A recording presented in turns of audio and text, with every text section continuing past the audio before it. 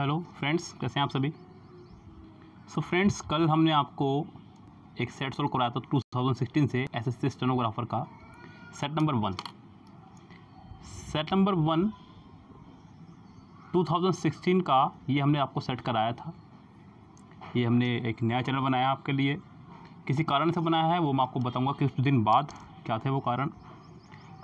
फ़िलहाल हम लोगों ने कल इसके 15 क्वेश्चंस कर लिए थे सोल्व। आज हम लोग पहुंच चुके हैं क्वेश्चन नंबर 16 पे, जहां से शुरू हो चुकी है आपकी वोकेबुलरी। यस, बहुत इंपॉर्टेंट पोर्शन है वोकेबुलरी, भी ध्यान रखिएगा एसएससी स्टेनो के लिए खासकर, और सीजल के लिए भी, सभी के लिए, मतलब क्योंकि ये एक इजी पोर्शन नहीं है, इजीली याद नहीं होता है बच्चों को, इसलिए ये थोड़ा सा इंपॉर्टेंट हो जाता है आपके लिए।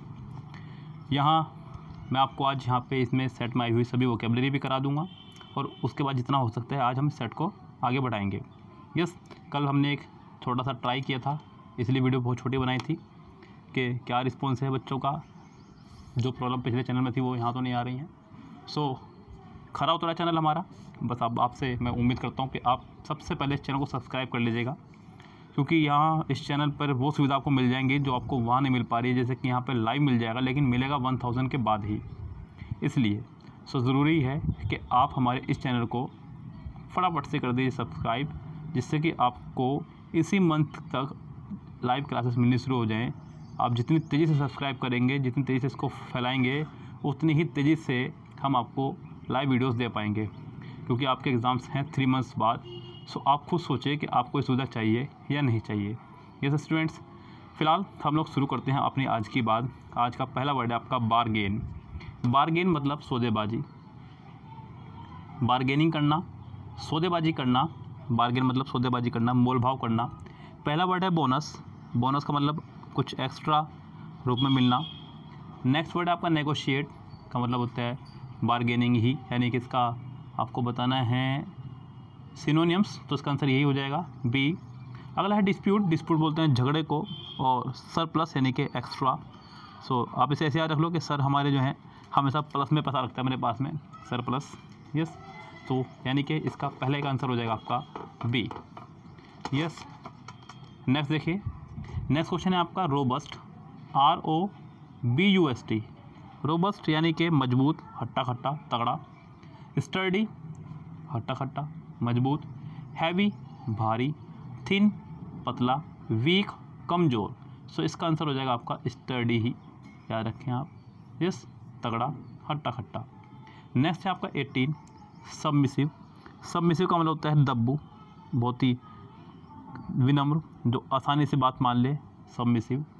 पहला वर्ड है अनयाल्डिंग, यानी कि जो कभी झुके नहीं। स्टबर्न, जिद्दी। डोकाइल, विनम्र, आसानी से बात मानने वाला। ऑब्स्टिनेट, जिद्दी। तो आपका इसका आंसर हो जाएगा डोकाइल, यानी कि सी इसका आंसर करेक्ट हो जाएगा।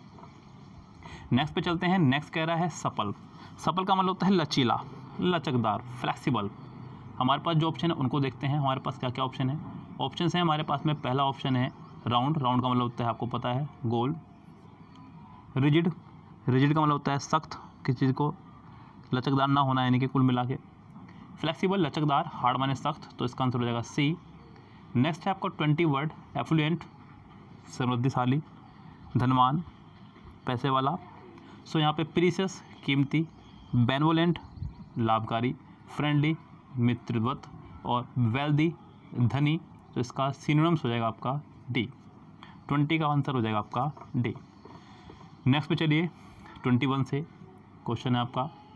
21 क्वेश्चन है आपका ऑथेंटिक। यहाँ आपको बताना है एंटोनियम्स, यानी कि आपको इनके अपोजिट मीनिंग बताने हैं। अपोजिट मीनिंग मतलब जो भी इसका मीनिंग होगा उससे जस्ट उल्टा मीनिंग आपको बताना है। पहला वर्ड है आपका ऑथेंटिक। ऑथेंटिक का मतलब होता है प्रमाणिक, सच्चा, असली। यस, आपको बताना है इसका अपोजिट। पहला इसका ऑप्शन है डेयरिंग। डेयरिंग का मतलब होता है साहसी या साहस। नेक्स्ट वर्ड आपका एंटाइसिंग। एंटाइसिंग का मतलब होता है आकर्षक। क्या होता है? आकर्षक। नेक्स्ट वर्ड है आपका लेगिटिमेट। लेगिटिमेट का मतलब होता है वैध। नेक्स्ट वर्ड है आपका फिक्टिटियस। इसका मतलब होता है झूठा या नकली। फिलहाल यहाँ पे इसका आंसर यही हो जाएगा, क्योंकि वर्ड था आपका ऑथेंटिक, तो ये हो जाएगा आपका नकली, यानी कि इसका आंसर हो जाएगा आपका डी। नेक्स्ट पे चलिए, नेक्स्ट वर्ड है आपका चूज़। चूज़ का मतलब होता है चुनना, 21। ऑप्शन है हमारे पास में वांट, वांट माने चाहना। बी डिसलाइक, ना पसंद करना किसी चीज़ को। सी डिज़ायर, इच्छा। डी रिजेक्ट, किसी को, यानी कि यहाँ पे रिजेक्ट माने जैसे कि चुनने का अपोजिट, हिंदी में मैं नहीं इसे समझा पा रहा हूँ। रिजेक्ट मतलब किसी को रिजेक्ट कर देना, बाहर निकाल देना। यस, तो इसका आंसर हो जाएगा आपका डी ही, यानी कि रिजेक्ट इसका आंसर हो जाएगा। 22 का भी डी आंसर हो जाएगा। चलते हैं नेक्स्ट पे। नेक्स्ट है आपका जक्सटापोजिशन। जक्सटापोजिशन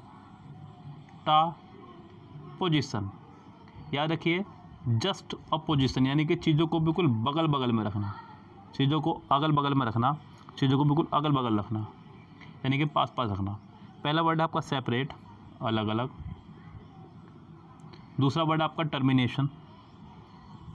टर्मिनेशन मतलब समाप्ति, हाँ समाप्ति, चलो कोई बात नहीं, माफ़ी चाहूँगा, समाप्ति में बोल रहा था। अगला है आपका प्रॉक्सिमिटी, लगभग, इसका मतलब ये होता है नज़दीकी, कहीं बोलते हैं ना अप्रोक्सीमेटली, तो नज़दीकी। उससे अगला वर्ड आपका रिमोटनेस यानी कि दूर से, तो इसका आंसर हो जाएगा आपका अलग अलग, सेपरेशन। नेक्स्ट वर्ड है आपका बोल्ड। बोल्ड माने होता है साहसी।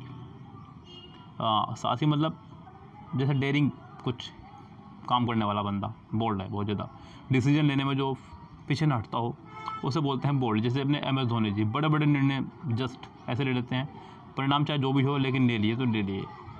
लेकिन आज एक बड़ी दुखद खबर, सुशांत सिंह राजपूत जिन्होंने MS धोनी फिल्म में धोनी का किरदार निभाया, वो बेचारे नहीं रहे। सो अच्छे कलाकार दुनिया से चले गए। अब पता नहीं क्या कारण रहा होगा क्या नहीं, because Dhoni is one of my favourite movies.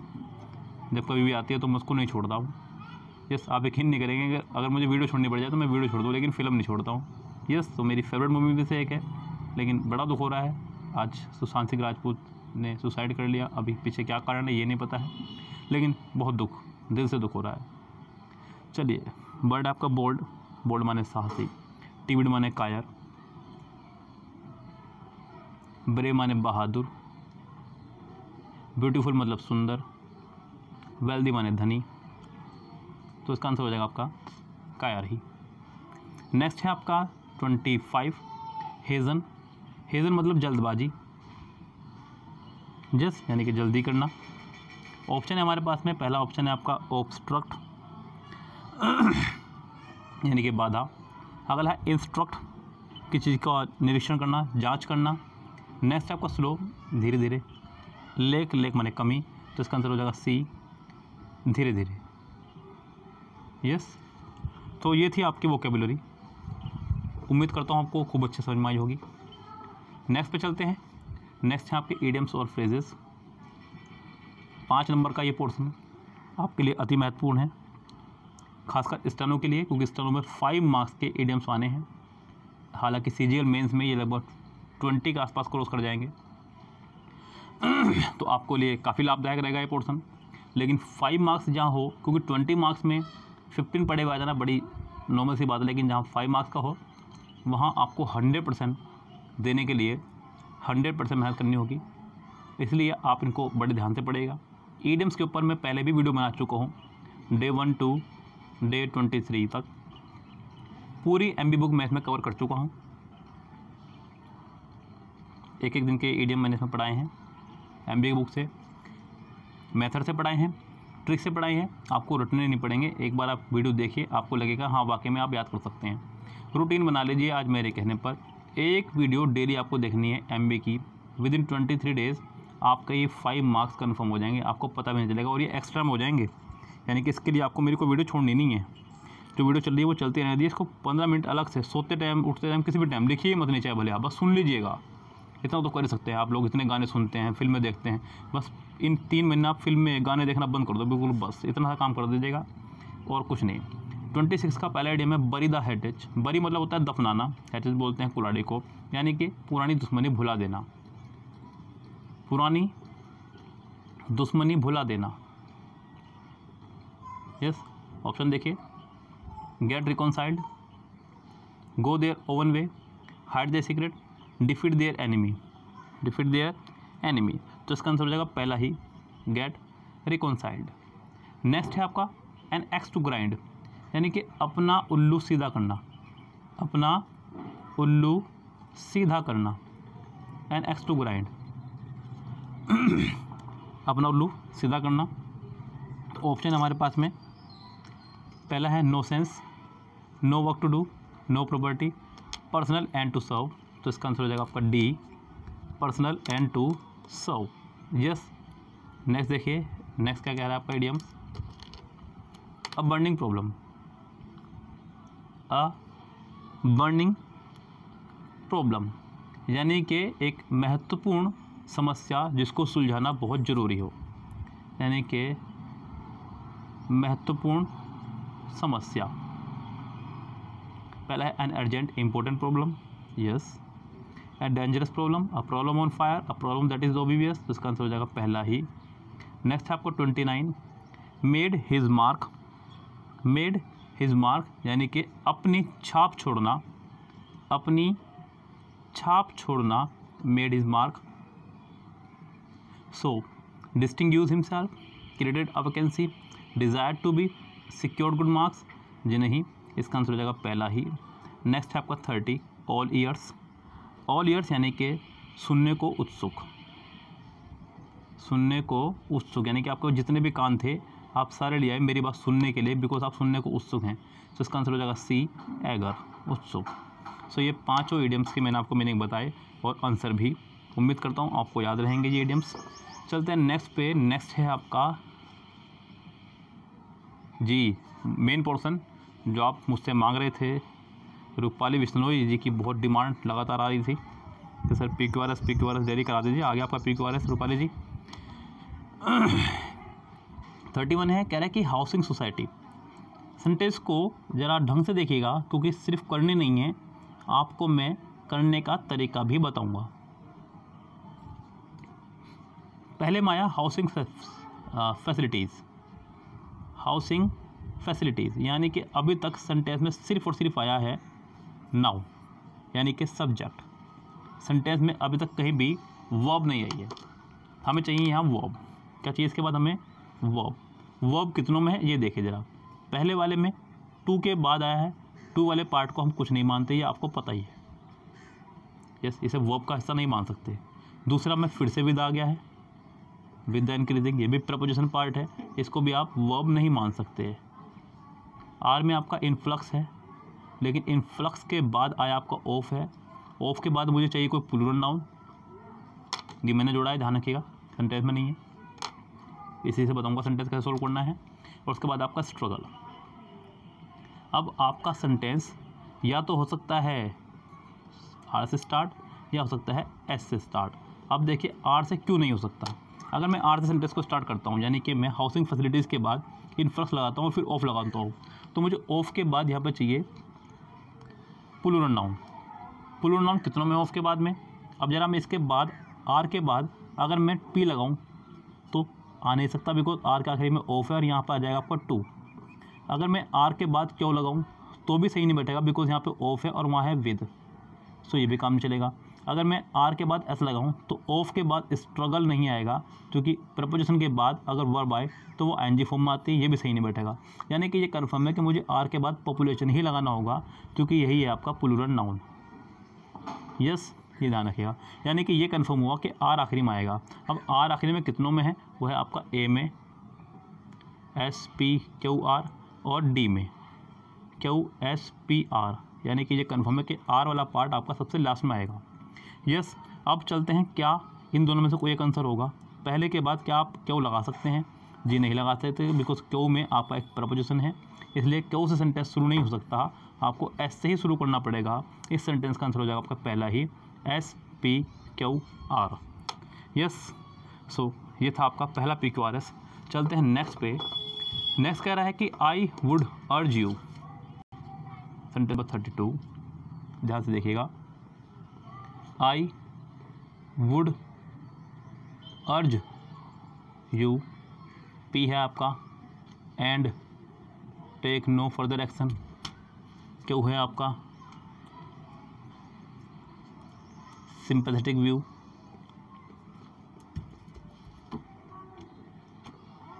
Next है आपका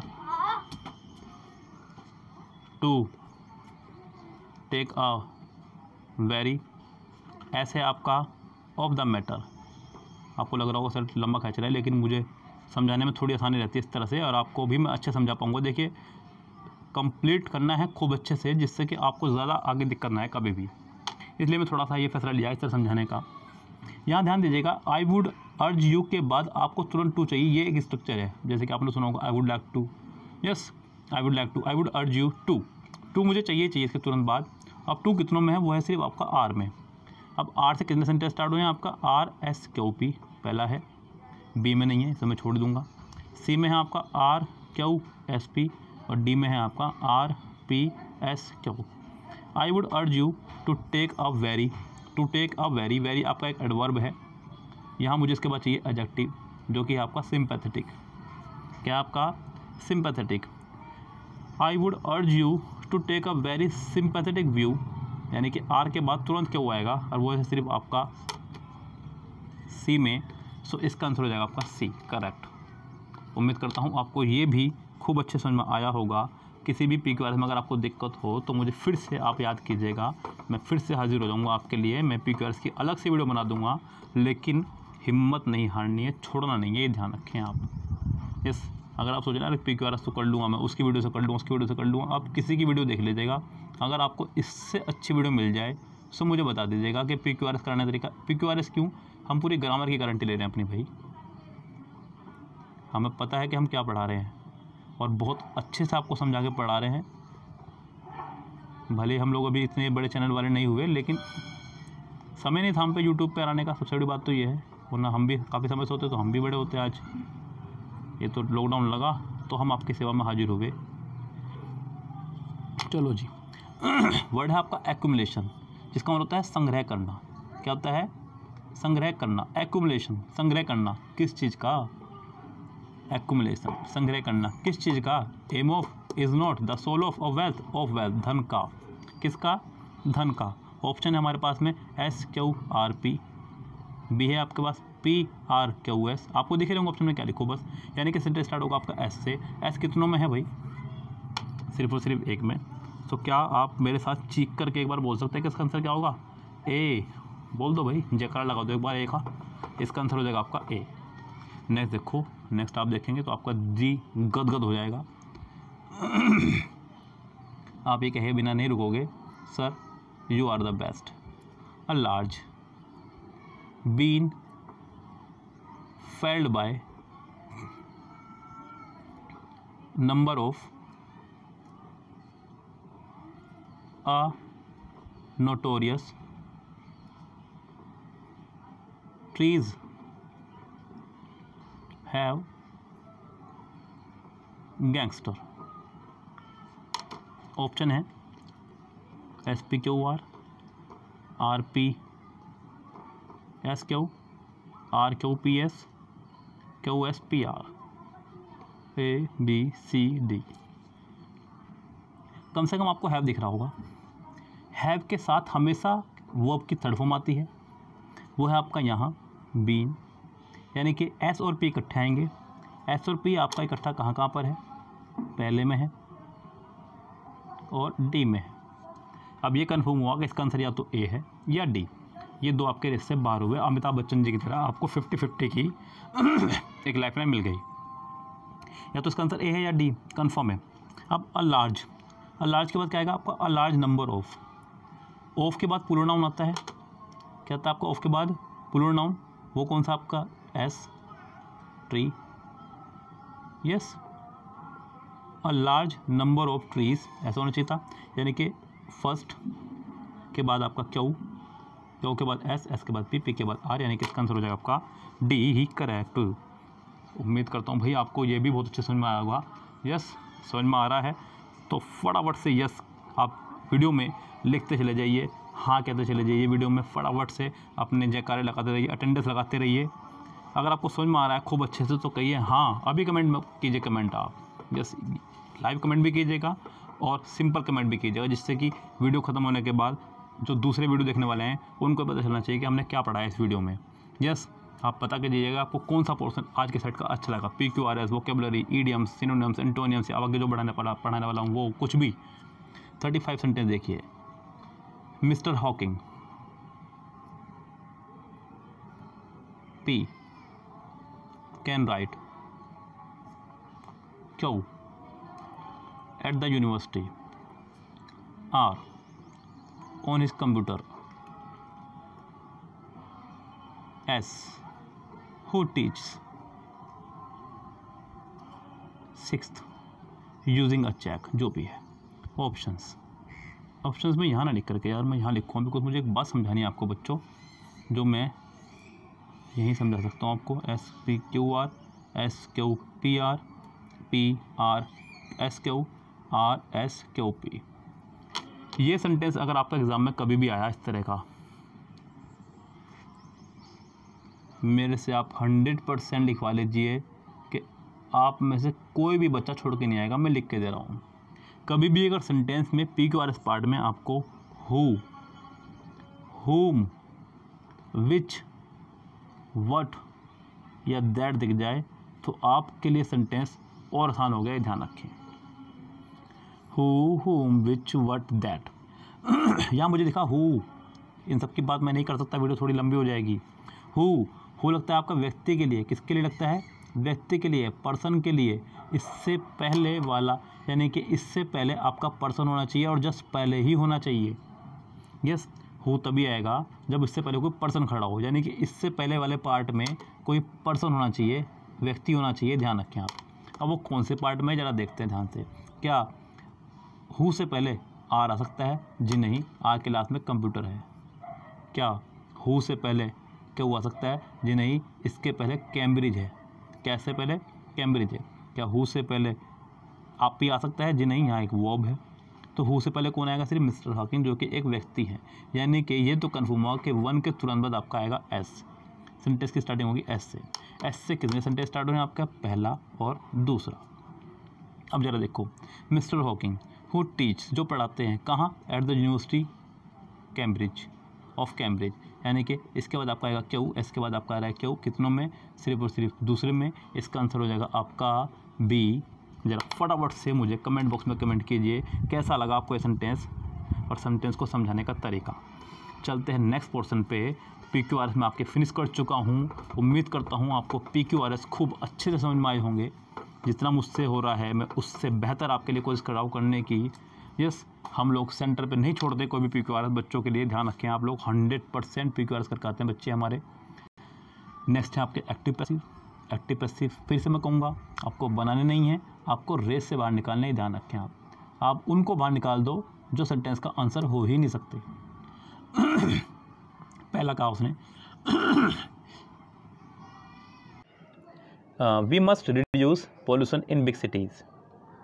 we must reduce pollution in big cities. अगर आपको एक्टिव में दिख रही है कोई भी मॉडल वर्ब आपको एक्टिव में दिख रही है, तो पैसिव में उसी मॉडल वर्ब के साथ में आपको दिखना चाहिए B plus third form.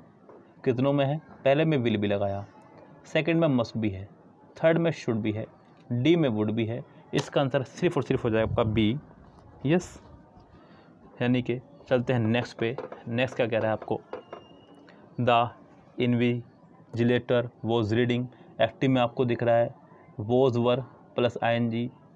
Passive में आपको दिखना चाहिए was were plus being plus third form. कितनों में है? कितनों में है भाई? कितनों में है? पहले में नहीं है, दूसरे में नहीं है, तीसरे में नहीं है, चौथे में है। इसका आंसर हो जाएगा आपका डी, करेक्ट। चलते हैं नेक्स्ट पे। नेक्स्ट देखिए ध्यान से। कह रहा है कि you need to clean your shoes properly. You need to clean your shoes properly. आपको दिख रहा है नीड, जो कि है फर्स्ट फॉर्म। आपको बनाना होगा इसे is am are plus third form. कितनों में है? पहले में है। चलो रेस में शामिल हुआ है रेस में। दूसरे में नहीं है, तीसरे में भी है, चौथे में भी है। सेंटेंस बनेगा आपका योर शूज़ से। किससे बनेगा सेंटेंस आपका? योर शूज़ से, या फिर आप यू से बना सकते हैं। You need to clean your shoes properly, you are needed to clean your shoes properly, हो सकता है इसका आंसर। यू सी बन सकता है।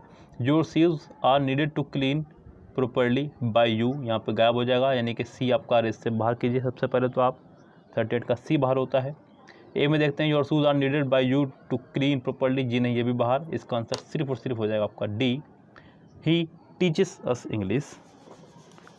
आपको दिख रहा है एस या ई एस, क्या दिख रहा है आपको वर्ब की फर्स्ट फॉर्म में एस या ई एस, आपको ढूंढना है is am are plus third form, plus third form कितनों में है?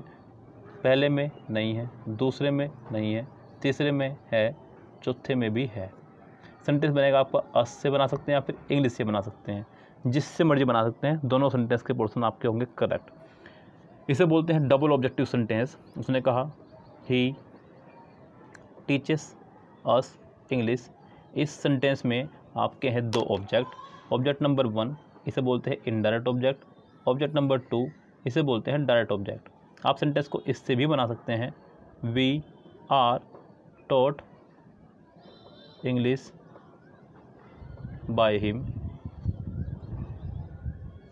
यस, नेक्स्ट देखिए, आप इससे बना सकते हैं English is taught to us by him. लेकिन यहाँ पे अगर आप गौर करें तो दोनों ही सेंटेंस ठीक हैं। ऐसी स्थिति में आप इनडायरेक्ट ऑब्जेक्ट वाले सेंटेंस को ठीक मान करके आगे बढ़ेंगे, ध्यान रखें। यानी कि इसका आंसर हो जाएगा आपका डी। चलते हैं नेक्स्ट सेंटेंस पे। कह रहा है कि my mother has cooked dinner for me. आपको दिखा has have plus third form.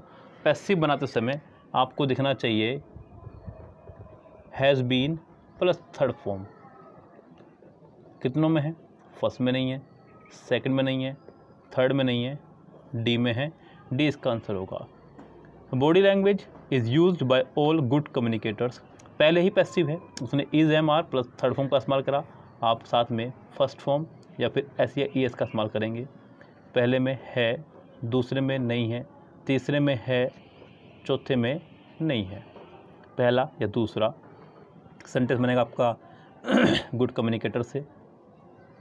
पहले में उसने ऑल गायब कर दिया है, इसलिए आपका पहले वाला रेस से बाहर, सिर्फ इसका आंसर हो जाएगा आपका सी।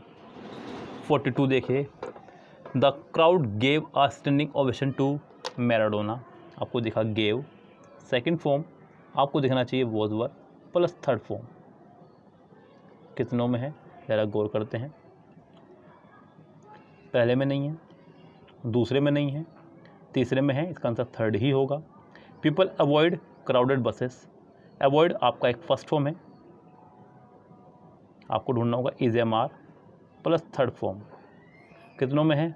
फर्स्ट में है, सेकंड में नहीं है, थर्ड में है, फोर्थ में है। अब देखते हैं कि कौन सा आंसर करेक्ट हो सकता है।